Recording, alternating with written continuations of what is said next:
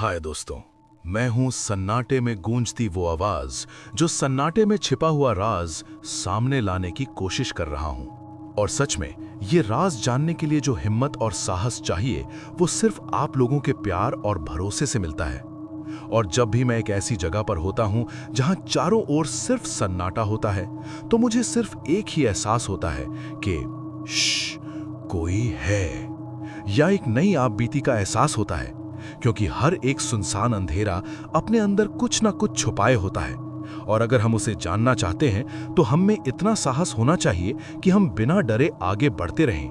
कुछ कहानियां सिर्फ सुनी नहीं जाती, महसूस की जाती हैं। ये कहानी भी कुछ ऐसी ही है जहां अंधेरा सिर्फ रोशनी के जाने से नहीं आता, बल्कि उम्मीद के खत्म होने से पैदा होता है।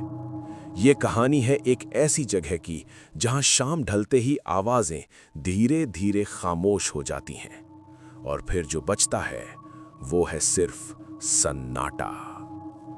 इस कहानी के किरदार बिल्कुल आम लोग हैं, लेकिन जो उनके साथ हुआ वो आम नहीं था। आज की कहानी शुरू करने से पहले अगर आप पहली बार मेरे चैनल पे आए हैं तो सब्सक्राइब कर लें और बेल आइकन को प्रेस कर लें ताकि मेरी अगली कहानी आप तक जल्द से जल्द पहुंच सके।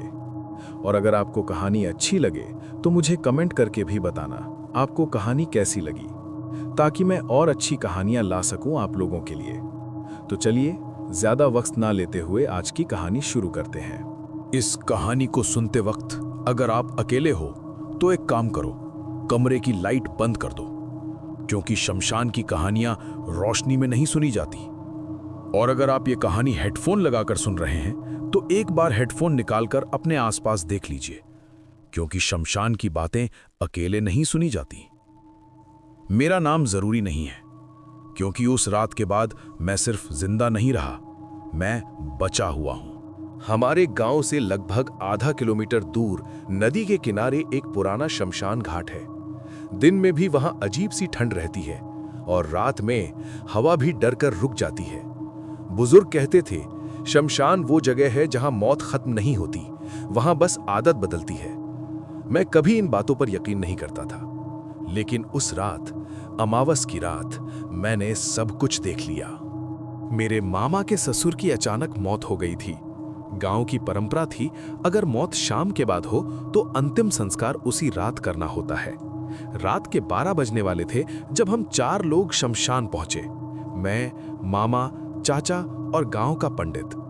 जैसे ही मैंने शमशान की सीमा पार की, मुझे लगा किसी ने मेरे कान में फुसफुसाया, वापस जा। मैं रुक गया, लेकिन पीछे कोई नहीं था। जैसे ही चिता जलाई गई, हवा तेज हो गई। आग ऊपर नहीं जा रही थी, वो टेढ़ी होकर हमारी तरफ झुक रही थी।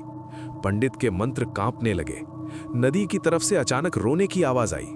एक नहीं, कई आवाजें, जैसे बहुत सारे लोग एक साथ रो रहे हो। मैंने नीचे देखा, रेत पर गीले पैरों के निशान बन रहे थे, लेकिन वहां कोई नहीं था। निशान सीधे चिता के चारों तरफ घूम रहे थे। मामा ने मेरा हाथ पकड़ लिया, शमशान में नीचे मत देख, जो दिख गया वो साथ चला आता है। बरगद के पेड़ के नीचे एक आकृति खड़ी थी, सफेद साड़ी, खुले बाल और गले में जली हुई रस्सी का निशान। उसने धीरे धीरे सिर उठाया। उसकी आंखें नहीं थी, सिर्फ जलते हुए काले गड्ढे। उसने कहा, आज बहुत देर हो गई। पंडित पीछे हटने लगा। उसके मुंह से मंत्र निकलना बंद हो गए और तभी वो औरत हवा में तैरती हुई उसके सामने पहुंच गई। उसने मेरी तरफ देखा, ये यहीं रहेगा। अगले ही पल पंडित जमीन पर गिर पड़ा, जिंदा लेकिन खाली।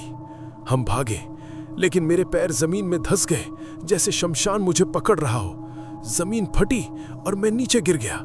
जब होश आया, मैं शमशान के नीचे था। चारों तरफ हड्डियों से बनी दीवारें, जली हुई लाशें खड़ी थीं। सबकी आंखें मुझ पर थीं और बीच में वो औरत। अब उसका चेहरा साफ था। वो कभी जिंदा नहीं जली थी, उसे जबरदस्ती शमशान में जला दिया गया था। उसने कहा, हर अमावस एक जिंदा चाहिए। मैं रोया, गिड़गिड़ाया। तभी उसने कहा, जा, लेकिन हर अमावस किसी को यहां लाएगा। मैंने हां कर दी। सुबह मैं शमशान के बाहर पड़ा था। गांव वाले खड़े थे, लेकिन डर उनकी आंखों में था, क्योंकि उस रात शमशान में 2 चिताएं जली थीं। एक लाश की और दूसरी बिना लाश के। मैं ये कहानी आपको इसलिए सुना रहा हूं क्योंकि अब मेरे पास विकल्प नहीं बचे हैं। उस रात शमशान की औरत ने मुझसे जो कहा था वो मैंने आपसे छुपाया। उसने कहा था जो ये कहानी सुनेगा वो इसे आगे बढ़ाएगा। मैं समझा नहीं था, लेकिन आज समझ आ गया है, क्योंकि हर बार जब मैं ये कहानी किसी को सुनाता हूं, अगली अमावस को उसका नाम शमशान की दीवार पर अपने आप लिख जाता है। और अभी अगर आप ये आवाज सुन रहे हैं तो इसका मतलब है आपने कहानी पूरी सुन ली है। अब सुनिए ध्यान से। जिस पल ये वीडियो खत्म होगा उसके बाद अगर आपके कानों में हल्की सी हवा की आवाज आए या लगे कि कोई पीछे खड़ा है तो मुड़िएगा मत, क्योंकि वही आपका नाम लेने आई है। मैंने अपना काम कर दिया है। अब ये कहानी मेरी नहीं रही, अब ये कहानी आपकी है। अगली अमावस मैं शमशान अकेला नहीं जाऊंगा।